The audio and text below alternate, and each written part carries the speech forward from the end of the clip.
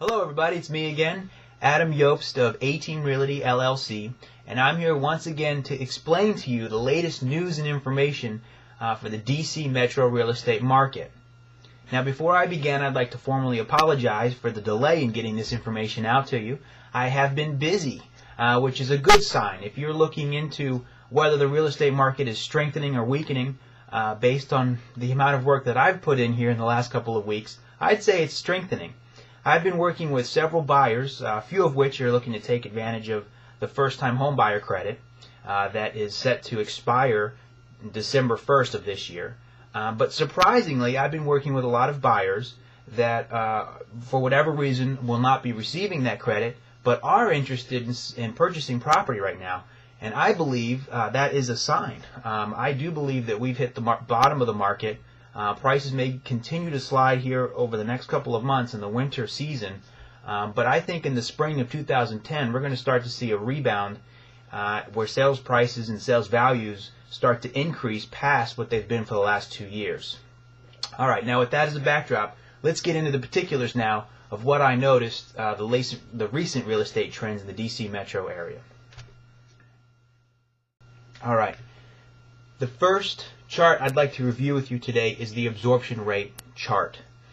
Remember, the absorption rate is a measure of total available property or inventory divided by the number of properties that have gone under contract in the last 30-day period. In September of 2009, we had an absorption rate in our area of about 19%. And that means that of the total number of available properties in September, 19% of them went under contract during that month. At A-Team Realty, we define a balanced real estate market as one that has an absorption rate between 25 and 35%. And as you can tell from this graph, we are well below that 25% threshold. There are 2 counties in Northern Virginia, both Arlington and Fairfax, that are closely approaching that 25% threshold, and they are in buyers markets, but they're not as strong as some of the other areas such as PG and Baltimore County, where the absorption rate is only 15%, roughly 15% for September. As you can tell, the trend is we started very high in 2004, where it was a very strong seller's market. Now in September 2009, we are in a strong buyer's market. But my bet is, based on the trends that I'm seeing here, that we have hit the bottom on this measurement, and that in fact the demand will continue to increase and the amount of inventory will decrease, causing the overall absorption rate to increase over the next couple of years. Alright, the next chart I want to talk to you about is the average days to sell. Right now it takes about 3 months to sell a property in the current market conditions. However, very recently, in the last 2 or 3 weeks here, I have seen a dramatic shift, and that may be due in part to the first-time home buyer credit. Those buyers need to have contracts written and be working towards settlement now in order to close by the end of November to take advantage of that tax credit. So there are a few buyers that are writing contracts and hoping to meet that deadline. That's caused a surge in activity, and therefore the number of days have gone down in the last 2 weeks, in my opinion. Now we'll monitor that and report that information to you in the following month's report. But right now the average days to sell a property up to September is 3 months, and I suspect that may go down here based on what I've seen locally. But it still does take about 3 months to sell a property in the current market. Alright, the number of sales. This is an indication of the sales activity, the volume that we've seen here in the DC metro real estate market. Compared to the number of sales that we had in 2005, 2006, 2007, we're quite a bit below that mark. However, since 2007, 2008, 2009 is looking pretty positive. We've experienced an increase in sales activity, and I expect to see that increase continue. Now, on a normal 12-month cycle, the sales volume, number of sales, increases in the summer and decreases in the winter. And right now we are experiencing that decrease.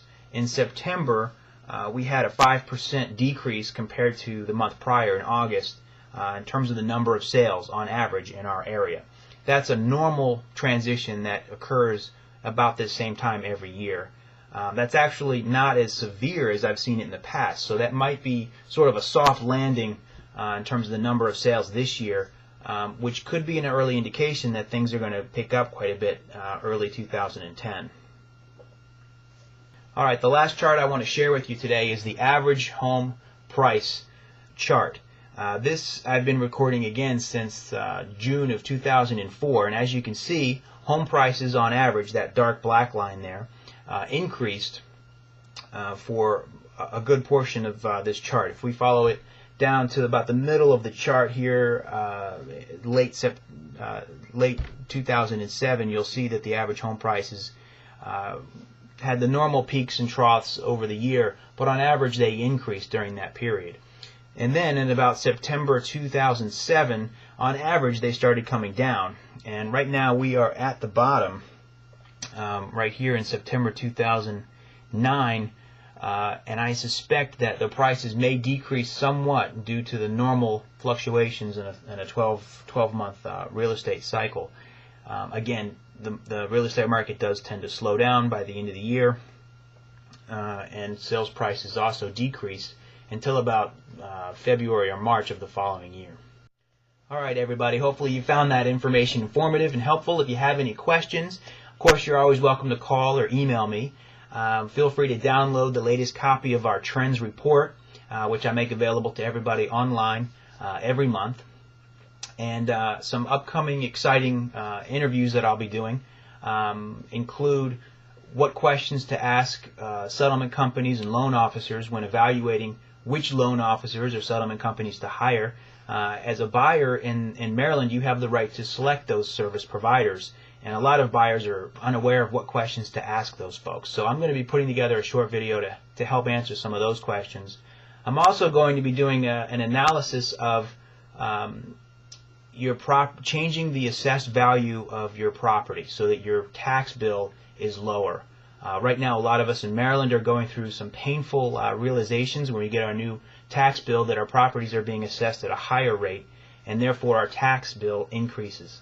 I personally am going through that, and I'm going to share with you the process that I'm going to take here in the next couple of months to hopefully lower those assessed values and help me save a little bit of money moving forward in 2010.